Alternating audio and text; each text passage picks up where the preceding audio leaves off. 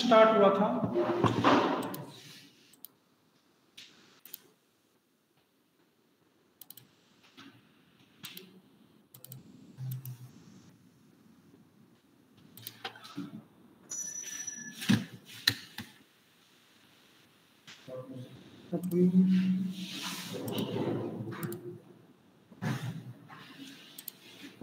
तो बनाओ यहाँ पे एक फाइल डेमो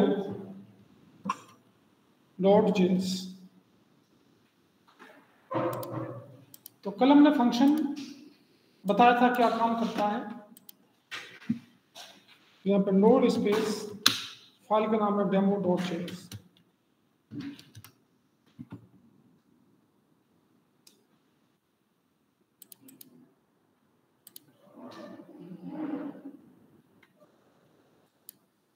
तो यहाँ पर फंक्शन की डेफिनेशन क्या कहती है? Function are sub programs which are use to compute a value या परफॉर्म ए टास्क। यहाँ पे दो टाइप के फंक्शन है हमारा, एक प्री डिफाइंड फंक्शन और एक user defined function. User defined function हमारे चार टाइप के होते हैं: function with no argument and not return value, function with argument and with return value, function with argument not return value, function with no argument and with return value। Function कैसे create किया जाता है, function की कैसे initialise किया जाता है? तो फंक्शन को इनिशियलाइज करने के लिए यहाँ पर फंक्शन नाम का एक रिजर्व कीवर्ड, यहाँ पे फंक्शन का जो नेम होगा ये आइडेंटिफाई किया रखना पड़ेगा, और कर्ली ओपन कर्ली क्लोज के अंदर अपना ब्लॉक ऑफ स्टेटमेंट। इसे बोलते हैं क्रिएट ए फंक्शन या इनिशियलाइज ए फंक्शन। ये फंक्शन हमारा तभी काम करेगा जब ये कॉल होगा, जब तक कॉल नहीं होगा तो ये फंक्शन काम नहीं करेगा। और कॉल किससे होता है? फंक्शन का जो भी नाम होता है उसकी नेम की हेल्प से इसको कॉल करना होता है। ये इसका सिंटैक्स है। तो यहां पर कैसे बनेगा आइए देखते हैं।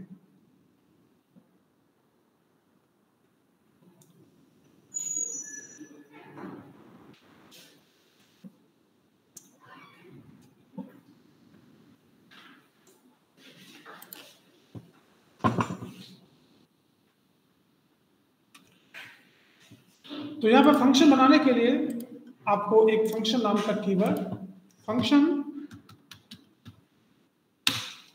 और फंक्शन का कोई भी नाम दे दो। मैंने नाम दे दिया show, curly open curly close, console dot log में लिखा शो कॉल्ड। अगर मैं अभी रन करूंगा तो आउटपुट कुछ भी नहीं आएगा, क्योंकि हमने फंक्शन को केवल डिफाइन किया है, इनिशियलाइज किया है। ये काम कब करता है? जब फंक्शन कॉल होता है। तो फंक्शन कॉल किससे होगा? इसके नाम से। नाम क्या है इसका? शो। इसके नाम से कॉल कराएंगे तो ये फंक्शन आपका एग्जीक्यूट भी होगा। एक बार कॉल कराया, ये एक बार एग्जीक्यूट होगा, दो बार कॉल कराएंगे, दो बार एग्जीक्यूट होगा, तीन बार कॉल कराएंगे, तीन बार एग्जीक्यूट होगा। अब इस फंक्शन को पहले बना लो, बाद में कॉल कर लो, या पहले कॉल कर लो बाद में बना लो, कोई फर्क नहीं पड़ता है। अब ये फंक्शन तीन बार कॉल हो रहा है, ये देखो तीन बार शो हो रहा है। लिख लो जी, ये पहले वाले का एग्जांपल है, function with no argument and not return value. इसमें न तो कोई आर्गुमेंट है न कोई वैल्यू रिटर्न है। एक सिंपल फंक्शन बनाया है, उसको पहले कॉल करा दो या बाद में कॉल करा दो, कोई फर्क नहीं पड़ता।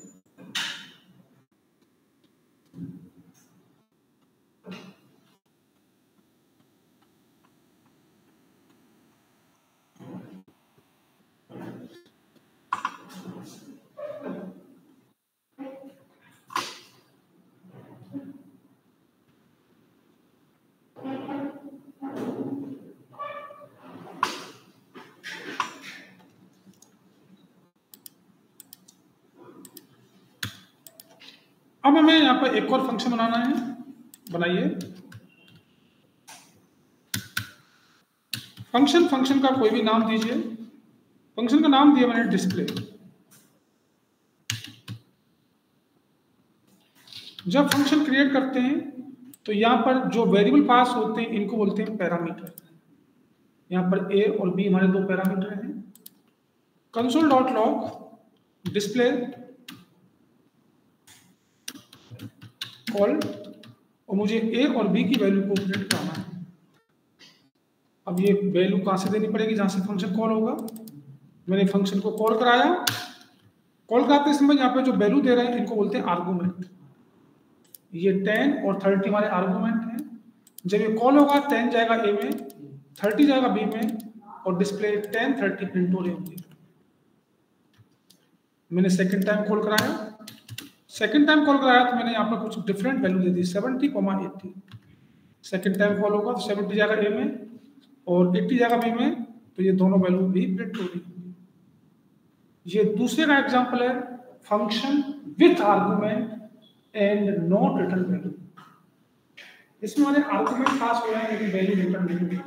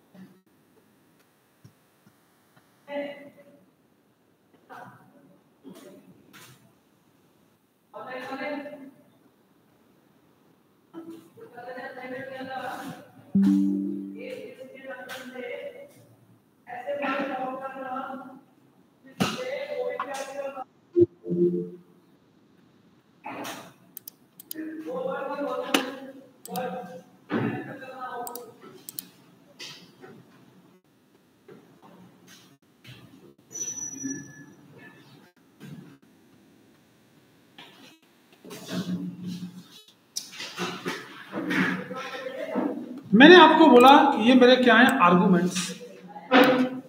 आइए इनको प्रूफ करते हैं ये आर्गूमेंट्स कैसे होते हैं। मैंने सेम फंक्शन लिया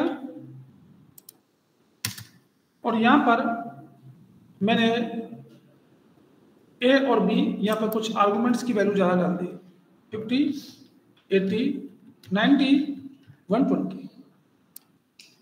जैसे फंक्शन कॉल होगा 10 तो जाएगा ए में, 30 जाएगा बी में, बाकी इनके पैरामीटर मिसिंग है। यहाँ पे इनके पैरामीटर तो है नहीं, तो अभी 10 और 30 की वैल्यू प्रिंट हो रही होगी।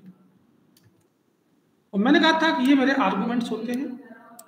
अगर मैं कंसोल डॉट लॉग करता हूं और चेक करता हूं आर्गूमेंट्स एक कीवर्ड होता है, तो क्या इसके अंदर ये सारी वैल्यू होगी?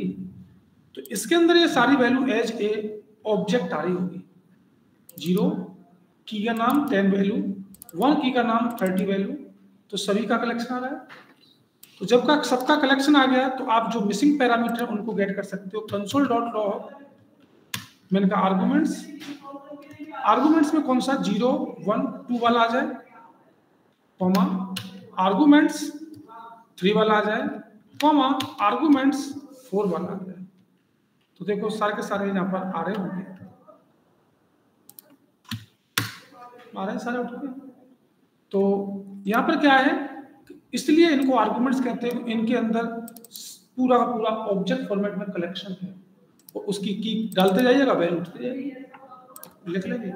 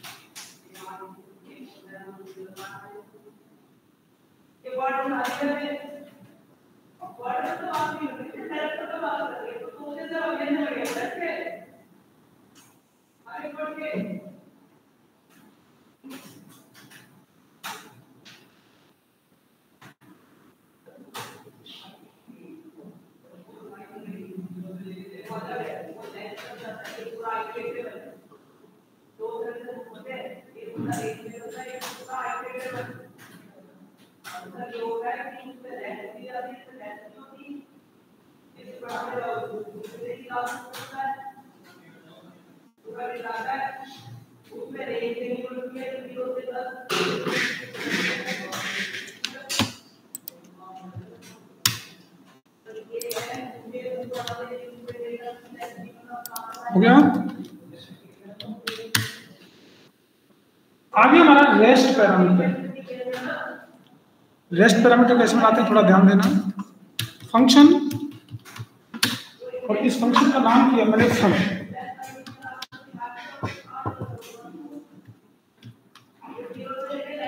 यहां पे मैंने x एंड y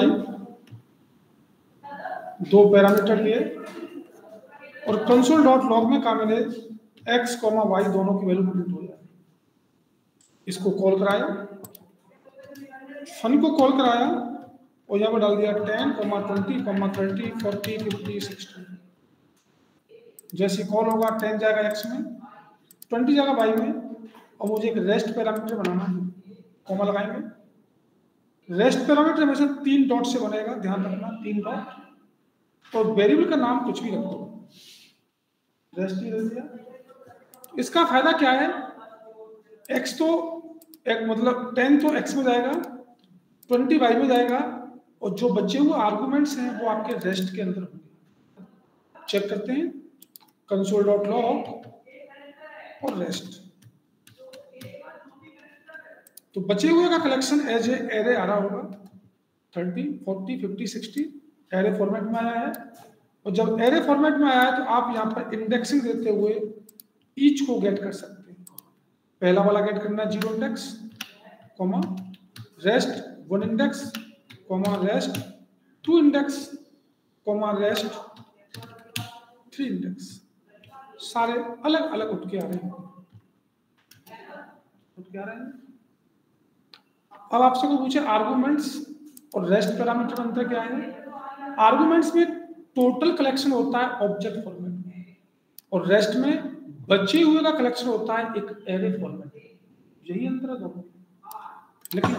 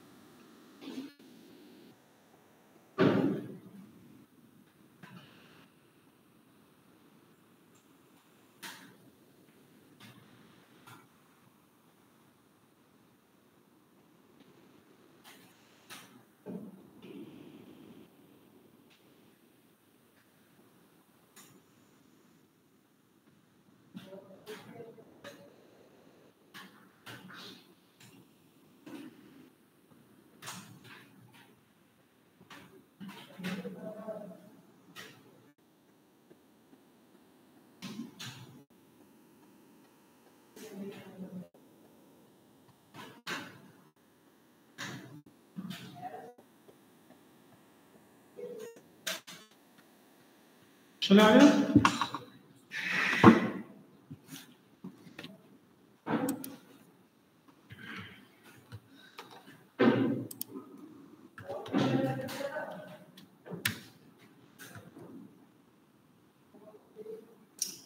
नेक्स्ट हमारा डिफॉल्ट पैरामीटर। डिफॉल्ट पैरामीटर क्या करता है?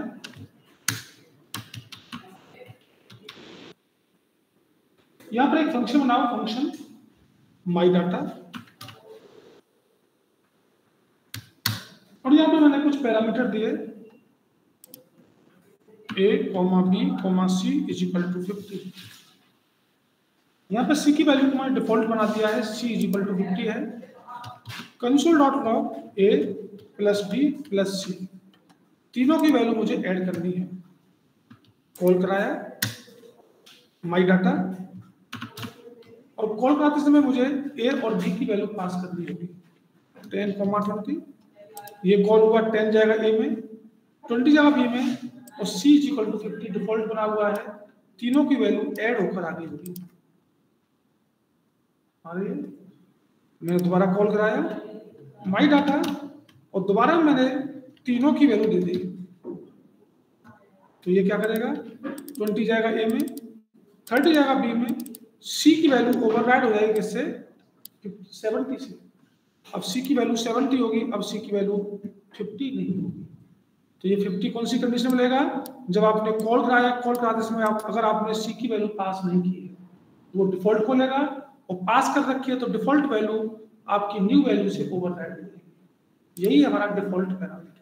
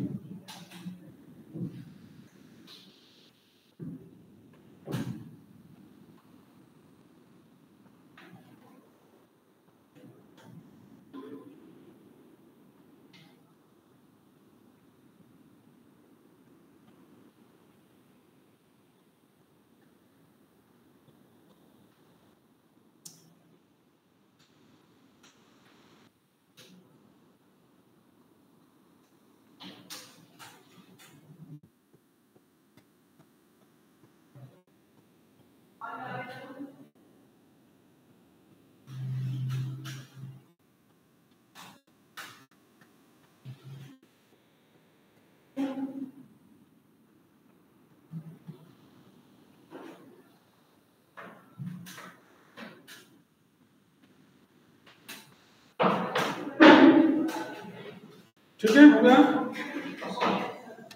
बनाओ कमेंट इसको।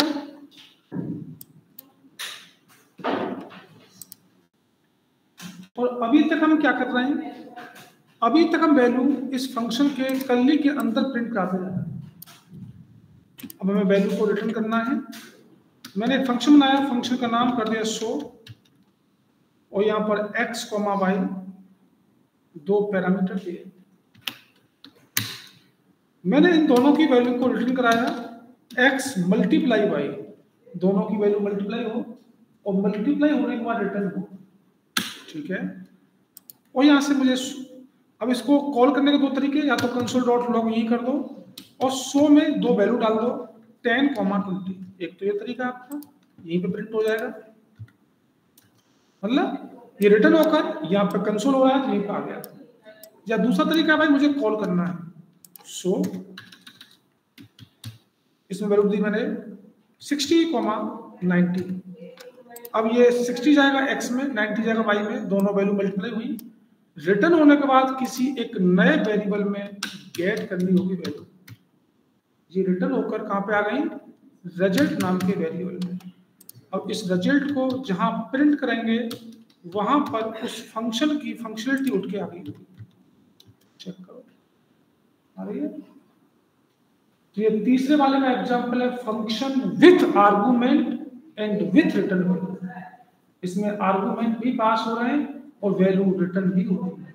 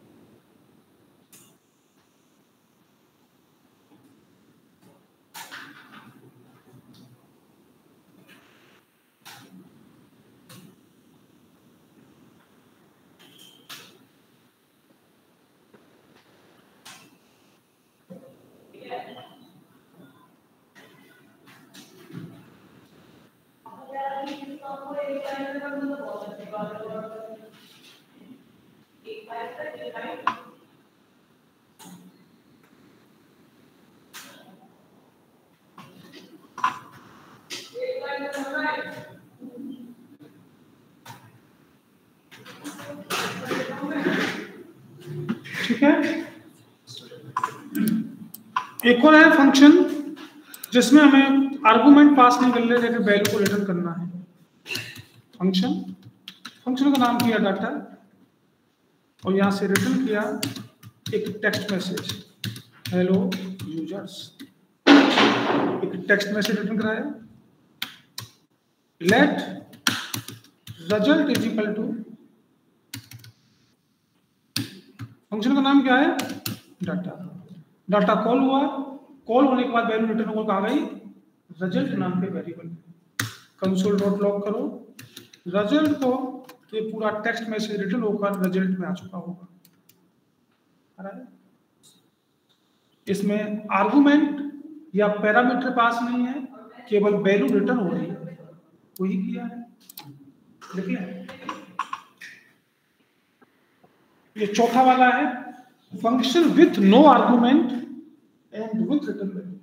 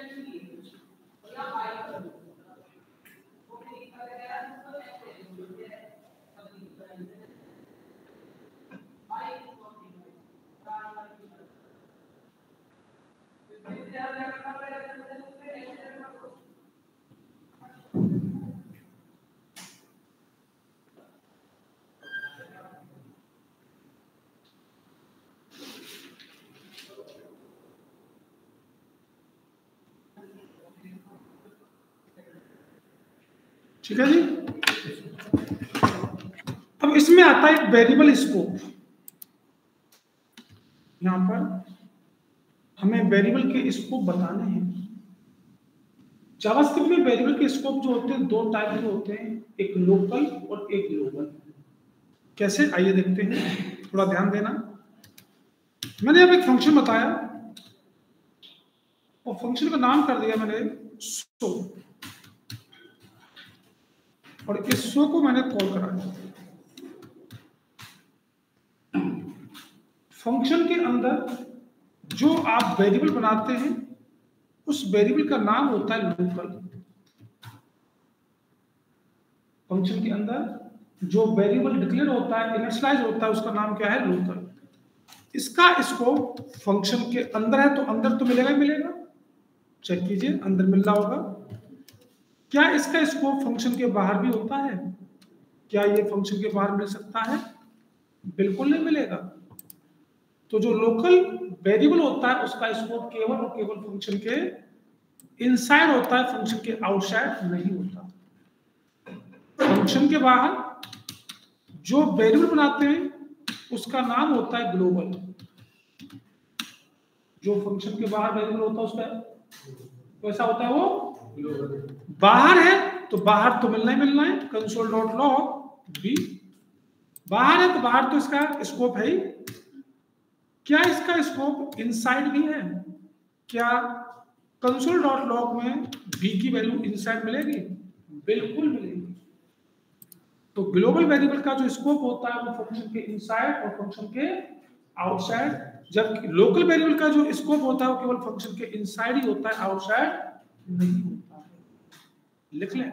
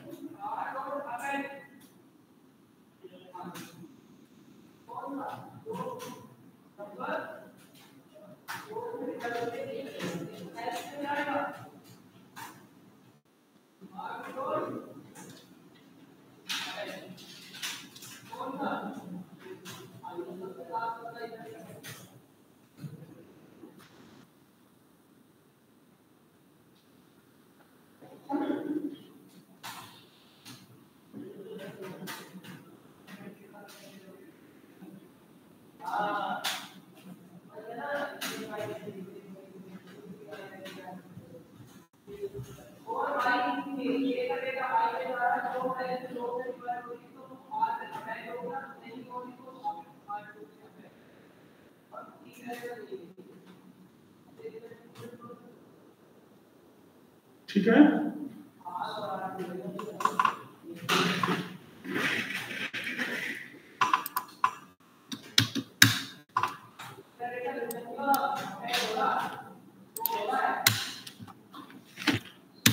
मैं यहाँ पे एक और प्रोग्राम बना रहा हूं, थोड़ा देखना ध्यान से। फंक्शन का नाम कर दिया मैंने डाटा, और इसके अंदर एक वेरिएबल लिया वेयर या x is equal to 50 console dot log x। Function को कॉल कराया डाटा और कंसोल डॉट लॉग करता हूं x को। क्या आउटपुट आना चाहिए?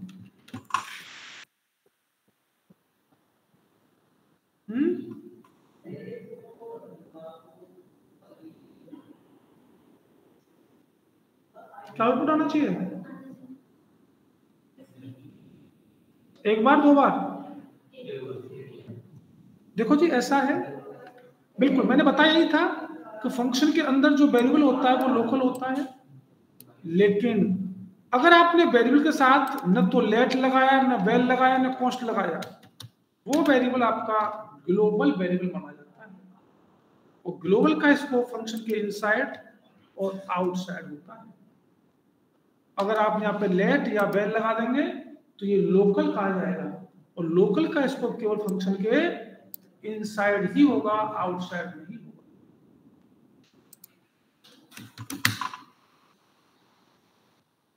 और अगर मैंने यहाँ पर अब var x is equal to 70 किया, अब आउटपुट क्या आएगा?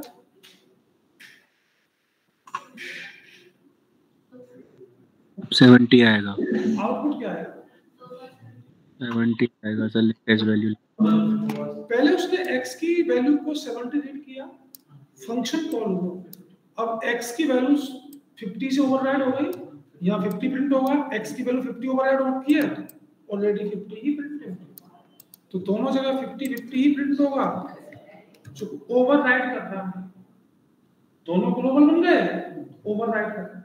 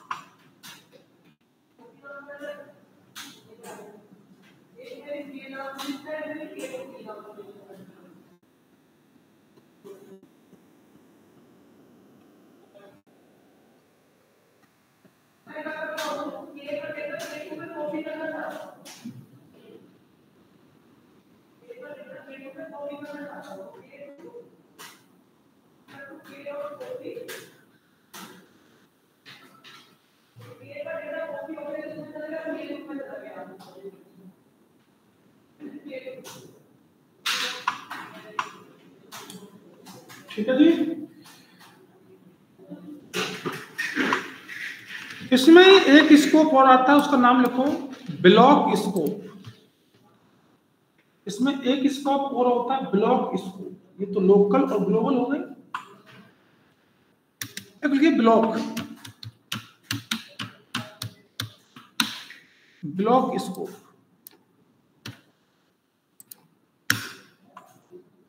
ये थोड़ा समझने वाली चीज है, बस कुछ है नहीं इसमें।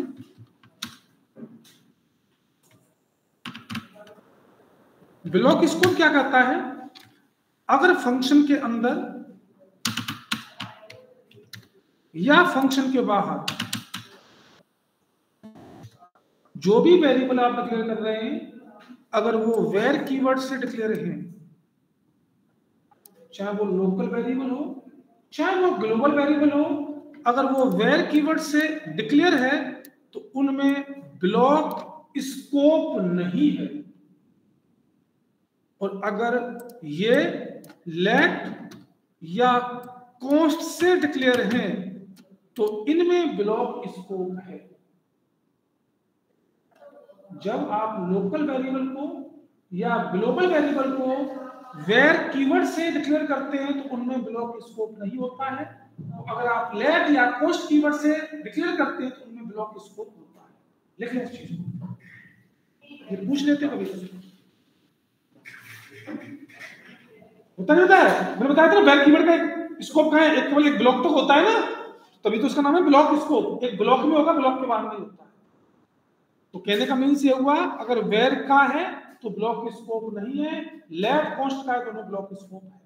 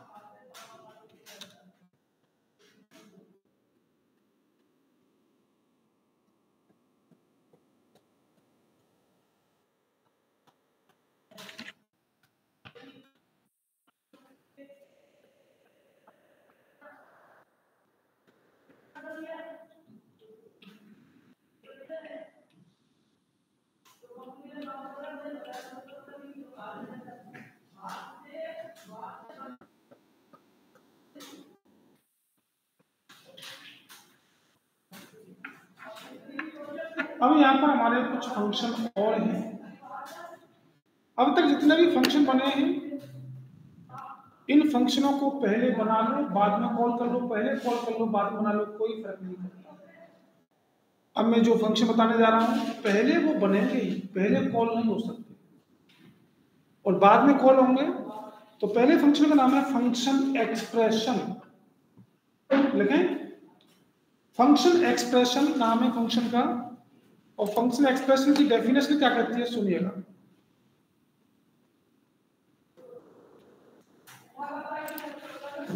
फंक्शन एक्सप्रेशन कहता है when we create a function, जब हम एक फंक्शन क्रिएट करते हैं and assign it to a variable, और पूरे फंक्शन को आप अगर एक वेरिएबल को असाइन कर दो तो वही फंक्शन हमारा क्या कहलाता है, फंक्शन एक्सप्रेशन कहलाता है।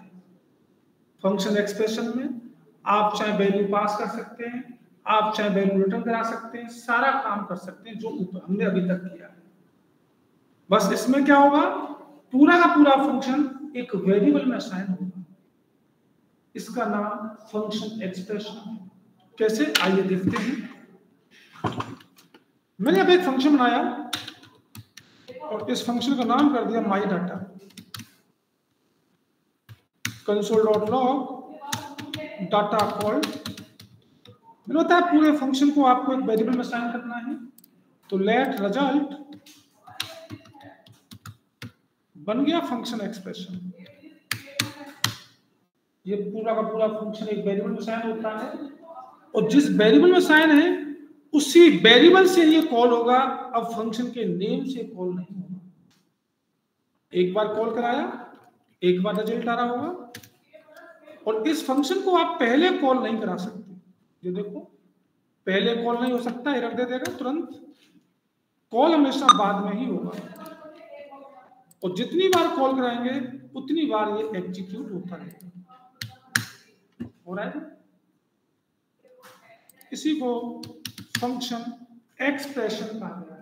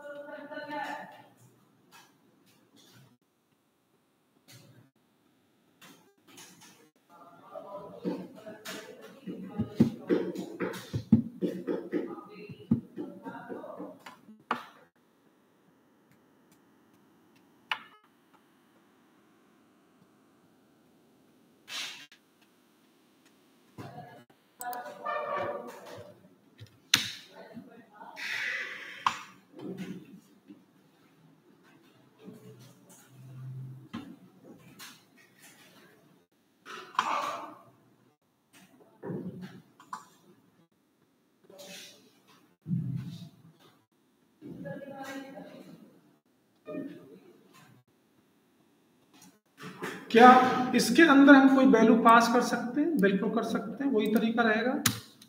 मैंने यहाँ पर दो पैरामीटर दिए, a, b। पैरामीटर यहीं पे देंगे जहां पर फंक्शन का नाम होता है, वैल्यू यहाँ से जाएगी 10, 50। इनकी वैल्यू को आप चाहे तो प्रिंट भी करा सकते हैं, a, b, a, b। देखो जी, हमारे आर्गुमेंट की वैल्यू पास हो रही है, वैल्यू को रिटर्न भी करा सकते हैं, सब कुछ कॉन्सेप्ट वही है।